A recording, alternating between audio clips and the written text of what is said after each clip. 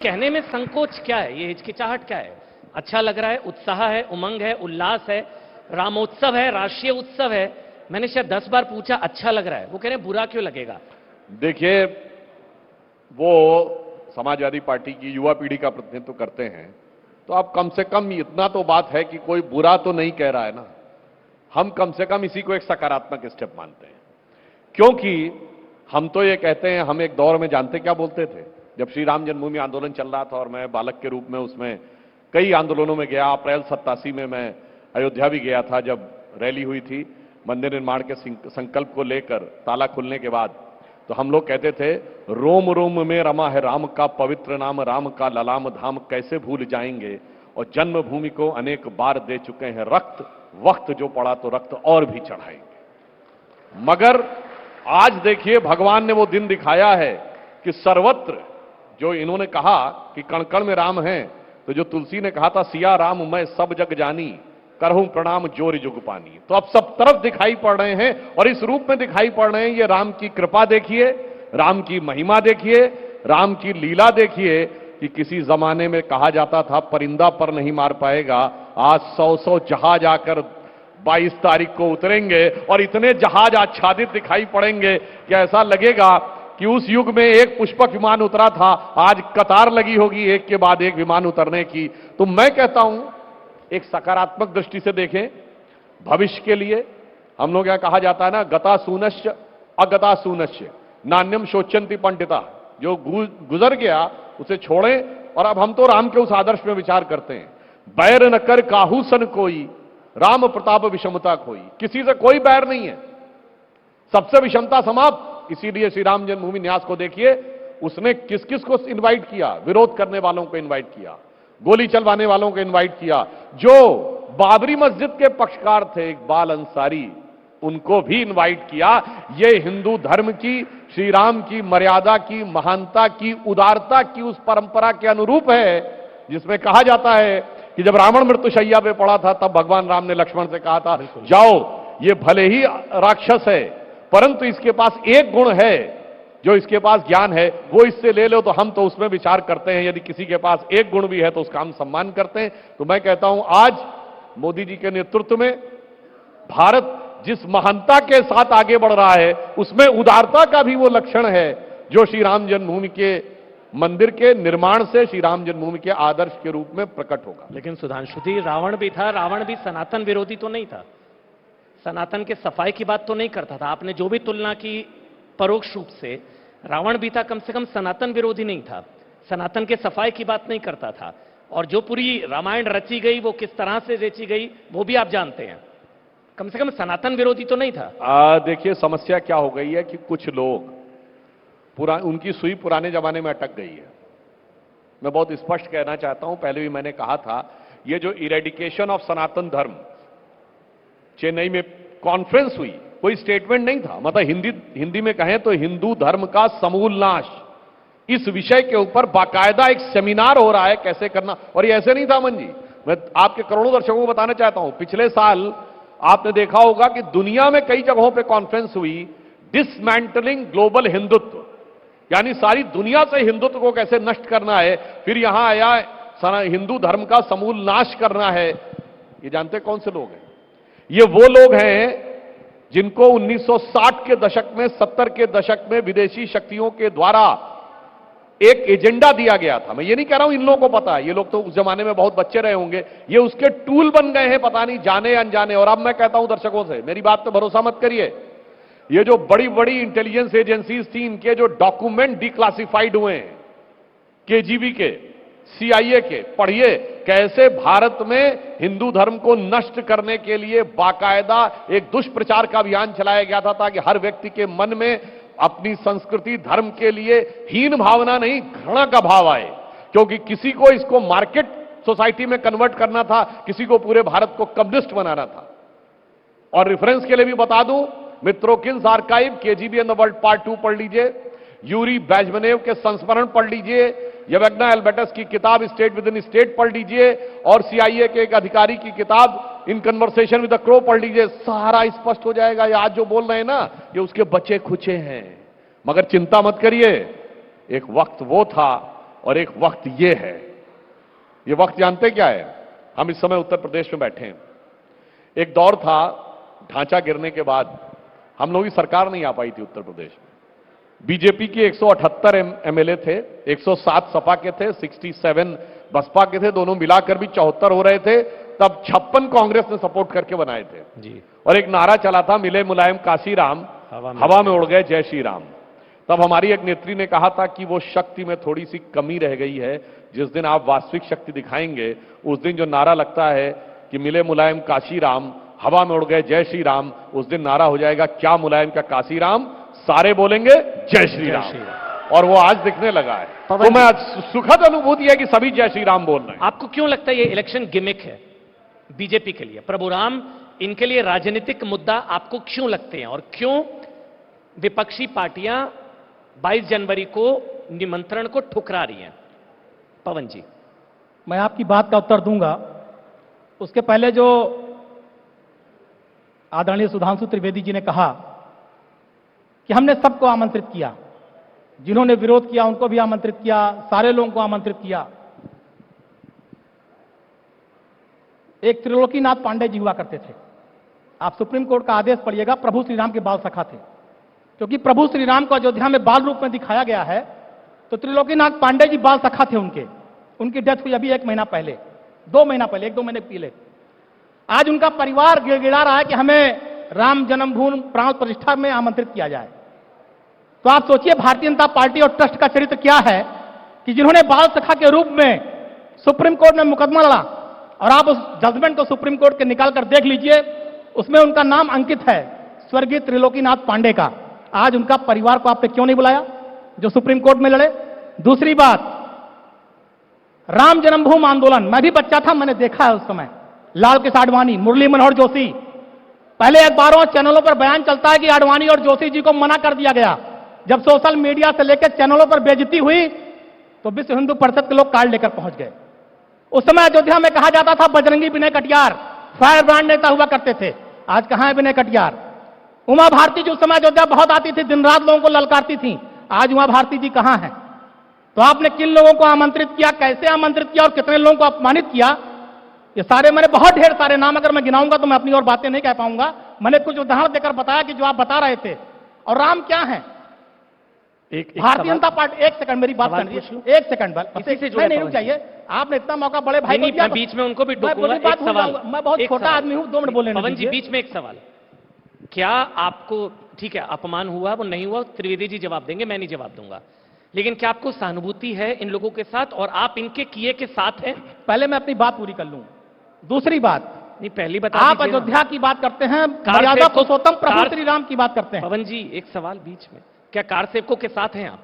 देखिए बात यहां पर सहानुभूति गलत या सही की नहीं है, कार सेवकों के साथ बात गलत या सही की नहीं है। जो लोग आपके दल के थे, आपको पीड़ा हुई तो क्या लड़ा? भाई अगर आप ये बता रहे हैं कि हमने जो बाबरी मस्जिद के पक्षकार थे जो उसकी तरफ से लड़ रहे थे, हमने उनको निमंत्रण दिया, तो हमारा यह सवाल है कि जो उस लड़ाई को लड़ रहे थे आप उसको कैसे भूल गए? सही लड़ाई लड़ रहे थे वो, सही गलत मैं नहीं जानता। अरे तो आप उनके साथ हैं ना, उनके दर्द में आपको पीड़ा हो रही है भाई, जो आप उनके साथ हैं। हमें कोई पीड़ा नहीं है, आपकी बात की बात कर रहा हूं। भाई आपके दल का मामला, आपने बुलाओ ना बुलाओ, अपमानित करो आप, जानो, हमसे क्या मतलब? तो फिर क्यों बोल रहे हैं? फिर वही बात है जो आप बता रहे हैं कि हमने पक्षकारों को बुलाया। बोलिए। जब वो बता रहा है हमने पक्षकारों को बुलाया तो मैं उसी बात का जवाब दे रहा हूं। दूसरी बात, आप बात करते हैं मर्यादा पुरुषोत्तम प्रभु श्री राम की। प्रभु श्री राम, ये बात भारतीय जनता पार्टी को समझना चाहिए कि वो राजा दशरथ के पुत्र श्री राम से मर्यादा पुरुषोत्तम श्री राम कैसे हुए, उनके आगे मर्यादा शब्द कैसे लगा, मर्यादा पुरुषोत्तम क्यों हुए, समझना चाहिए। जिस दिन ये समझ जाएंगे, मुझे लगता है उस दिन सबसे अच्छा बात होगी। आज क्या स्थिति, आप जाकर अयोध्या में देखिए, होर्डिंग लगी हुई है। आज अयोध्या में यह दिखाने की कोशिश की जा रही है कि अगर देश के प्रधानमंत्री कैमराचार्य जी ना होते तो प्रभु श्री राम को कोई जानता ना। अगर आप कहेंगे तो निकाल के फोटो दिखा दूंगा, प्रधानमंत्री जी की बड़ी फोटो लगी हुई है और प्रभु श्री राम उनके चरणों में पड़े हुए हैं। ऐसी फोटो अगर लगाई जा रही हैं तो प्रभु श्री राम का अयोध्या में अपमान है कि सम्मान हो रहा है, यह आपको देखना और सोचना चाहिए। ठीक, सुधांशु त्रिवेदी जी। देखिए, मैं ये कहना चाहूंगा कि उस दौर में जो शासन था वो कैसा था और आज सुर कैसे बदले हैं, दोनों का मैं उदाहरण देना चाहता हूं। हम लोग उस समय ये कहते थे, ये तन प्रभु राम का, मन प्रभु राम का, तो हर क्षण बोलिए जय श्री राम की। आस प्रभु राम की, श्वास प्रभु राम की, तो हर क्षण बोलिए जय श्री राम की। लोक पर लोक यही यही मोक्ष धाम है, तो हर क्षण बोलिए जय श्री राम की। और आगे क्या कहते थे, शासन चलाए चाहे सीने पर गोलियां, परवाह नहीं कीजिए शरीर और प्राण की। आए आपदाएं विपदाएं भले कितनी, बनाएंगे हम मंदिर सौगंध श्री राम की। यह हमारी सौगंध थी। परंतु आज वो कष्ट बहुत था उस समय, मगर आज एक सुखद अनुभूति है कि जिनके ऊपर गोलियां चलाई, जिन्होंने लाठियां चलाई, जिन्होंने डॉक्टर जोशी अडवाणी जी को 120B का मुजरिम और अपराधी बनाया, जिन्होंने गिरफ्तार करवाया, आज उनकी हमदर्दी उनके प्रति देखते बनती है। वो जो एक पुराना गीत था ना, वक्त ने किया क्या हंसी सितम, तुम रहे न तुम, हम रहे न हम, और तुम भी हो गए हम। हमें इस बात को लेकर एक प्रसन्नता है, यह भी एक पॉजिटिव पॉइंट है। मगर कष्ट हमारे मन में क्या क्या था जिसे हम लोगों ने भुलाया है, या भुलाया नहीं मतलब हमें स्मरण रखा है, परंतु इस अवसर के लिए हमने उसके प्रति वो किया है। गोलियां चली थी कितनी, 300 से अधिक, 324 लोगों के मारे जाने और घायल होने का बाकायदा सुप्रीम कोर्ट में एफिडेविट विश्वेंदु प्रचंड ने दिया। यूपी गवर्नमेंट ने 16 माना था। कोठारी बंधुओं के सर पे रख के गोली मारी गई थी। इन सारी यातनाओं और वेदनाओं के बाद भी आज जिस उदारता का परिचय दिया है, मुझे लगता है ये, और एक और बात लोगों को याद दिलाऊं, मान्यवर श्री राम लला टाट में नहीं थे। जब वो टाट फट जाता था तो सरकारें उसकी रिपेयरिंग नहीं कराती थी, कोर्ट जाना पड़ता था, तब वो टाट रिपेयर कराया जाता था। और तो और सिक्योरिटी में इतनी कोताही की जाती थी कि जून 2005 श्री राम जन्मभूमि पे आतंकवादी हमला होता है, और एक बम था जो कि उस टीले के नीचे फेंका गया था। यह तो ईश्वर की कृपा थी या देव कृपा थी कि वो बम फटा नहीं, अन्यथा तो जहां श्री राम लला का विग्रह रखा हुआ था वो पोर्शन ही उड़ जाता। इतनी परिस्थितियां जैसी थी, और उसके बाद ठीक है, कोई बात नहीं, कोई जिसे कहते हैं ना कि हुई है वही जो राम रचि राखा, का करी तर्क बड़ा को करी तर्क बढ़ावे शाखा। वैसे हमारे विरोधियों को अच्छा ना लगे तो उनके लिए कह देना चाहता हूं, मुद्दई लाख बुरा चाहे तो क्या होता है, वही होता है जो मंजूर है खुदा होता है। पवन जी, सवाल मेरा ये, राम मंदिर आंदोलन से जुड़े लोगों को ना बुलाना गलत, लेकिन राम मंदिर आंदोलन से जुड़े लोगों पर गोलियां चलाना सही? देखिए, उस समय की जो स्थितियां और परिस्थितियां थी, अगर आप ये कहते हैं कि गोलियां चली, अगर नहीं चली नहीं ठीक है, आप कह रहे हैं, मैं बता रहा हूं ना, या मैं नहीं तो कह रहा हूं, चलाने वालों पे एफआईआर क्यों नहीं कराया आपने? अगर चली थी ना, चलाने वालों पे एफआईआर क्यों नहीं हुई? फिर पवन जी बता चली थी दीजिए। ना भाई, आपकी केंद्र में सरकार बनी, उसके बाद प्रदेश में भी आपकी सरकारें बनी, करना चाहिए था। जिन्होंने उपद्रव किया एफआईआर उन पे हुआ, होनी चाहिए। जिन्होंने उपद्रव किया था, देखिए जो सरकार में रहेगा, जी निश्चित रूप से जो सरकार में रहेगा उसकी जिम्मेदारी है लॉ एंड ऑर्डर को संभालने की। सिर्फ उस समय की सरकार ने लॉ एंड ऑर्डर को संभाला था, सही था, वो लॉ एंड ऑर्डर को संभाला था। कोई सरकार हो, सरकार की जिम्मेदारी लॉ एंड ऑर्डर कानून व्यवस्था को संभालने की होती है। कोई भी सरकार हो, किसी प्रदेश की सरकार हो। अगर घटनाओं का जिक्र किया जाए तो बहुत से प्रदेशों में अन्य तरह की भी घटनाएं हुई हैं। जी, कानून व्यवस्था को संभालने के लिए गोलियां चली हैं, कानून व्यवस्था को संभालने के लिए वहां के पुलिस को, प्रशासन को, सरकारों को निर्णय लेना पड़ा है। तो कानून व्यवस्था को अगर संभालने के लिए कोई घटना कुछ होती है और उससे कोई बड़ा एक्सीडेंट हो जाता है तो सरकार ने अपना काम किया। पवन जी, अब ये चलिए आप कह रहे हैं लॉ एंड ऑर्डर के लिहाज से, लेकिन जो हुआ वो दुखद, आपको अफसोस 16 कारसेवकों को, देखिए, मैं सवाल पूरा लेने दीजिए पवन जी, जो हुआ आपको उसका अफसोस कि गलत हुआ, दर्दनाक था, कारसेवकों की जान गई, आपको अफसोस? देखिए, कोई किसी की जान जाए, किसी की जान जाए, किसी का मां है, बेटा है, भाई, दुखद होता है, वो एक अलग की चीज है। कानून व्यवस्था अपना काम करेगा। किसी की भी मृत्यु हो दुखद है। हम मृत्यु पे कोई हंसने वाले या मजाक उड़ाने वाले लोग नहीं हैं। कोई घटना हो गई, दुर्घटना हो गई, किसी की जान चली गई तो किसी की जान चली गई, किसी का बेटा रहा होगा, किसी का भाई रहा होगा, वो दुखद है।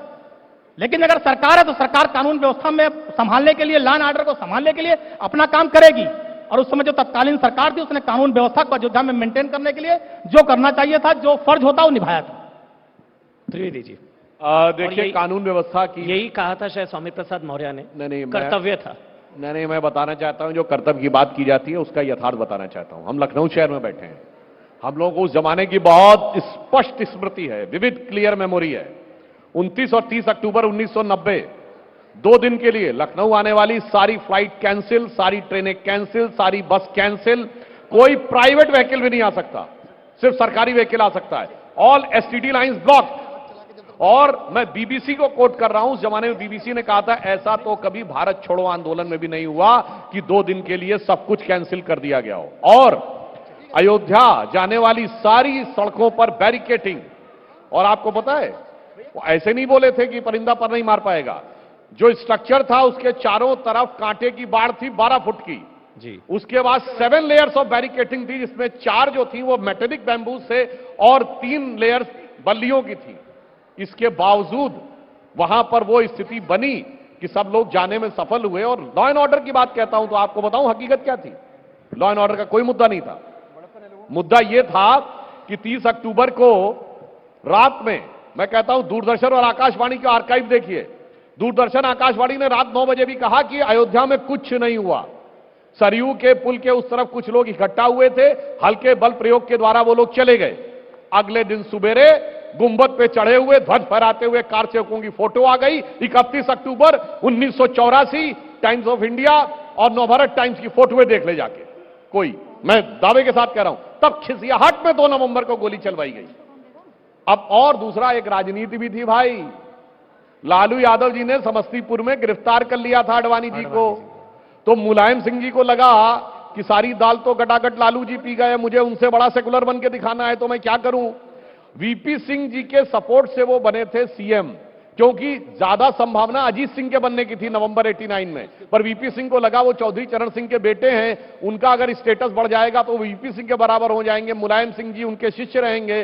पर गुरु गुड़े रहे, चेला शक्कर हो गए, उन्होंने गोली भी चलवाई और वीपी सिंह को धता बता के चंद्रशेखर जी के साथ जाके मिल लिए थे।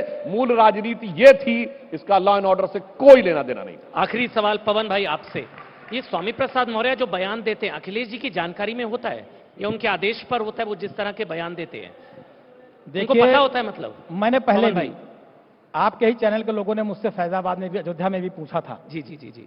मैंने हमेशा, उन्होंने जब भी धर्म के खिलाफ या रामचरितमानस के खिलाफ भी बोला था, मैं समाजवादी पार्टी से और आपके मंच पर बहुत जिम्मेदारी से कह रहा हूं जी, मैंने हमेशा उनका पुरजोर विरोध किया है। तभी आपका प्रमोशन नहीं हुआ। मैंने हमेशा, मुझे देखिए, मैं समाजवादी पार्टी का कार्यकर्ता हूं, मुझे प्रमोशन नहीं चाहिए, मैं जैसा हूं उसमें मैं संतुष्ट हूं। पवन भाई, स्वामी प्रसाद मौर्य का प्रमोशन हो गया ठीक, था? कोई बात नहीं जी, कोई बात नहीं, मुझे उसकी कोई चिंता नहीं है। लेकिन जो सच था मैंने कहा, और हमारे राष्ट्रीय अध्यक्ष जी ने भी सार्वजनिक रूप से कहा था जी कि आप किसी भी धर्म मजहब पर कोई टिप्पणी नहीं करेंगे, और हमारे राष्ट्रीय अध्यक्ष जी ने भी सार्वजनिक रूप से कभी इस तरह की कोई बात नहीं करते।